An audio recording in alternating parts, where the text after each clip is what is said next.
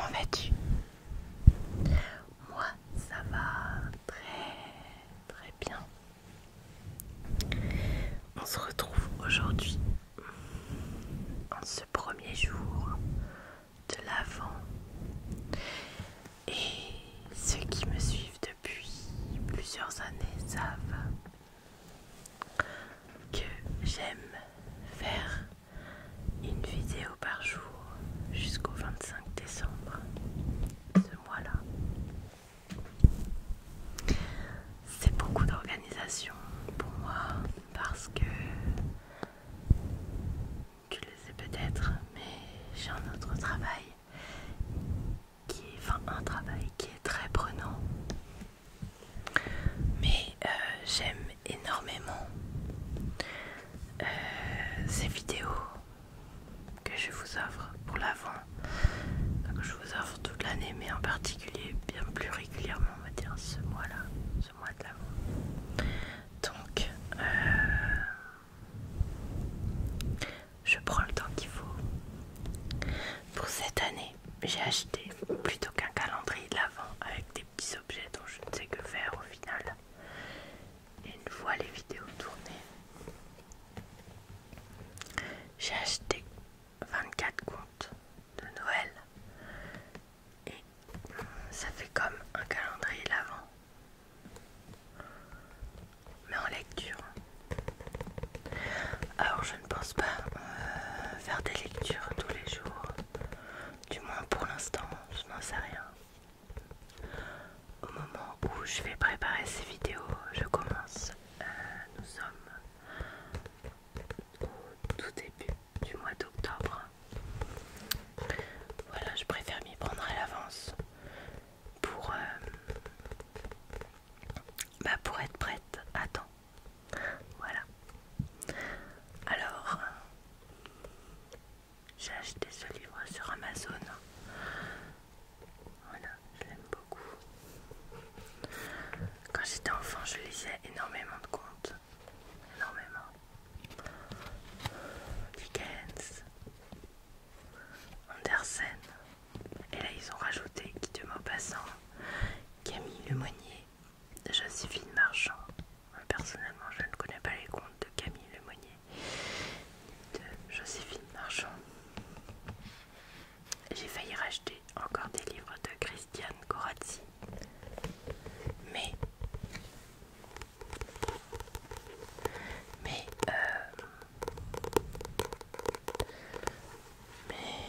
j'ai découvert ce livre et je me suis dit que c'était encore mieux. On reprendra du Christiane Corazzi de ses livres plus tard, parce que j'avais énormément aimé ce qu'elle faisait ressortir de ces histoires. Voilà. Alors, je vais essayer. C'est marqué chaque jour de décembre. Découvrez avec ce calendrier de l'Avent féerique un merveilleux conte de Noël. Écrit par les plus grands conteurs Charles Dickens, Hans Christian Andersen, Guy de Maupassant, Camille Lemonnier, Joséphine Marchand.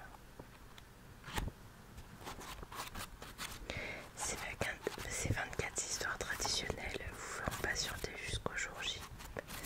Ce recueil se termine par un des plus beaux contes de Noël de Charles Dickens, l'histoire de Scrooge et des trois esprits.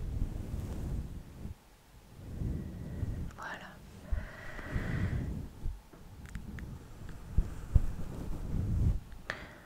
Je vais commencer. J'espère ne pas avoir à trop couper parce que je tousse encore 5 semaines après.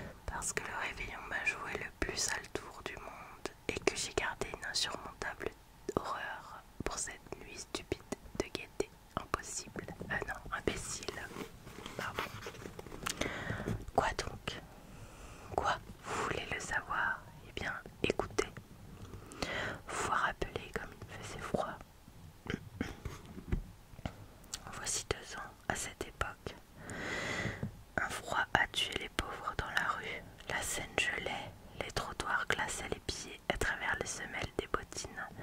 Le monde semblait sur le point de crever.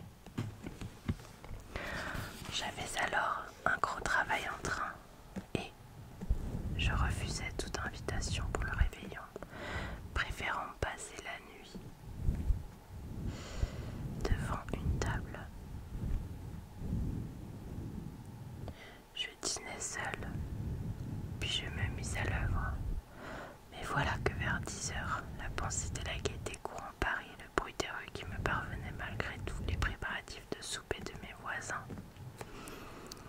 entendus à travers les cloisons, m'agitèrent.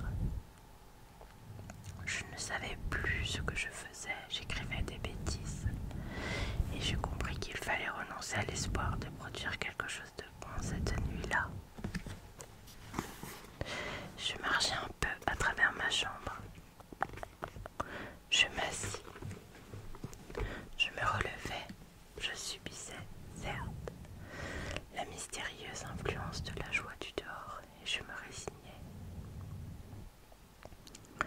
Je sonnai ma bonne et je lui dis « Angèle, allez m'acheter de quoi souper à deux, des huîtres, un perdreau froid, des écrevisses, du jambon, des gâteaux. Montez-moi 2 bouteilles de champagne, mettez le couvert et couchez-vous. » Elle obéit un peu surprise. Quand tout fut prêt, j'endossai mon pardessus et je sortis. Une grosse question restait à résoudre. Avec qui allais-je réveillonner? Mes amis étaient invités partout. Pour en avoir une, il aurait fallu m'y prendre d'avance. Alors je songeais à faire en même temps une bonne action. Je me dis, Paris est plein de pauvres et belles filles qui n'ont pas un souper sur la planche et qui errent en quête d'un garçon généreux. Je veux être la providence de Noël d'une de ces déshéritées. Je vais rôder, entrer dans les lieux de plaisir, questionner, chasser, choisir à mon gré. Et je me mis à parcourir la ville. Certes, je rencontrais beaucoup de jeunes filles, de pauvres filles, cherchant d'aventure, mais elles étaient laides à donner une indigestion ou maigres à geler sur pied si elles s'étaient arrêtées. J'ai un faible. Vous le savez, j'aime les femmes nourries. Plus elles sont en chair, plus je les préfère. Une colosse me fait perdre la raison. Il m'aurait aimé alors. Allez, je continue. Soudain, en face du théâtre des variétés, j'aperçus un profil à mon gré, une tête, puis par-devant 2 bosses. Celle de la poitrine fort belle, celle du dessous surprenante, un ventre doux à grâce. J'en frissonnais murmurant « Sacristie, la belle fille !» Un point me restait à éclaircir le visage. Le visage, c'est le dessert. Le reste, c'est le rôti. Je hâtais le pas. Je rejoignis cette femme errante et sous un bec de gaz, je me retournai brusquement. Elle était charmante, toute jeune, brune, avec de grands yeux noirs.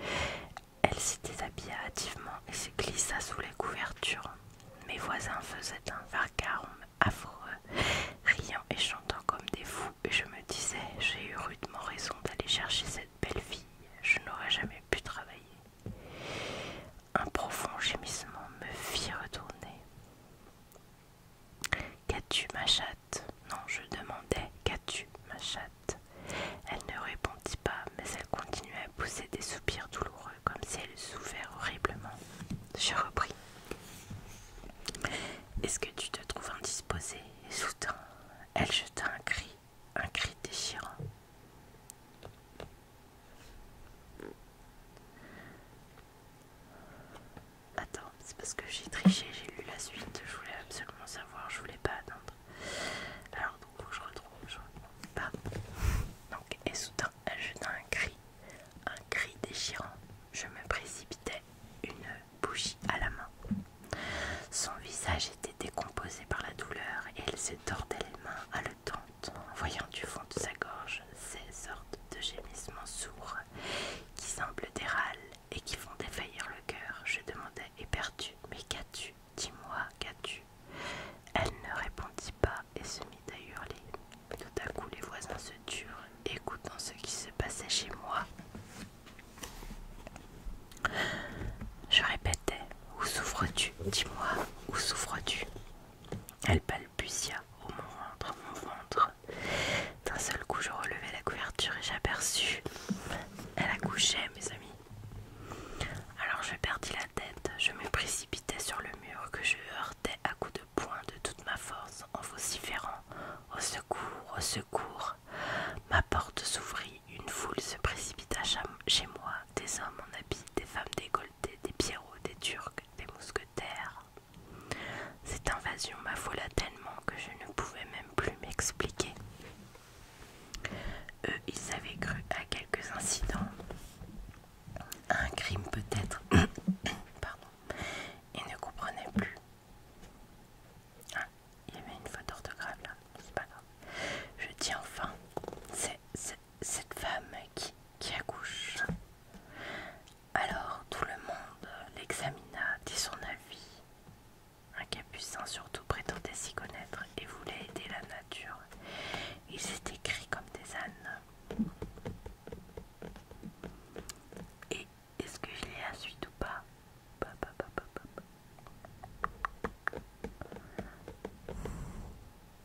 Guide Maupassant, c'est vraiment particulier. Hein. J'aime beaucoup. C'est très langage populaire. J'aime beaucoup. C'est très simple, je trouve. Bon, je continue, mais je ne vais pas toutes les lire du livre parce que bien sûr ça ne se fait pas. D'accord? Pas tous les jours. Il faudra varier. Alors, donc ils étaient gris comme des ânes. Je crus qu'ils allaient la tuer et je me précipitai, nu-tête dans l'escalier, pour chercher un vieux médecin qui habitait dans une rue voisine.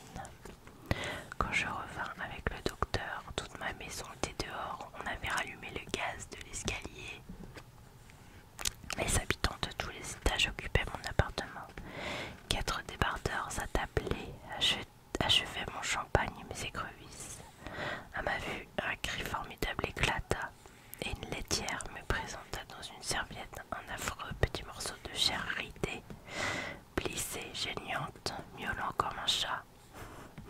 Et elle me dit, c'est une fille. Le médecin examina l'accouchée, déclara douteux son état.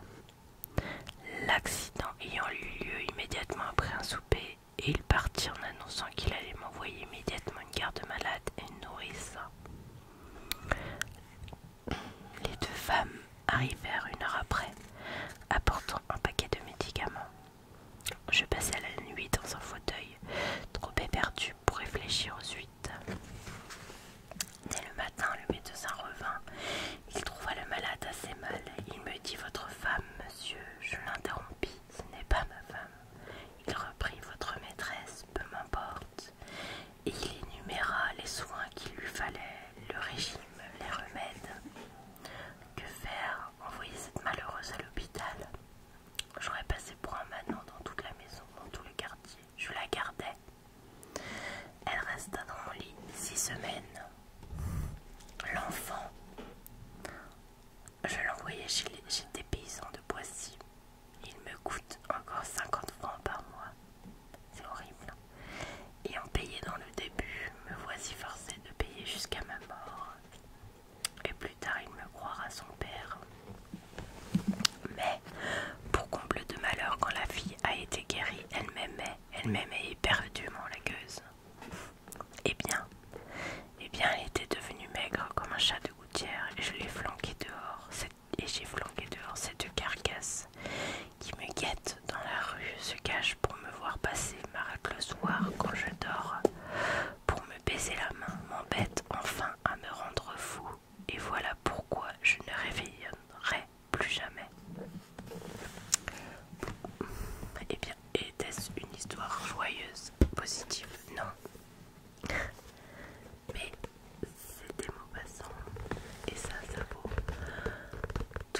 l'aventure du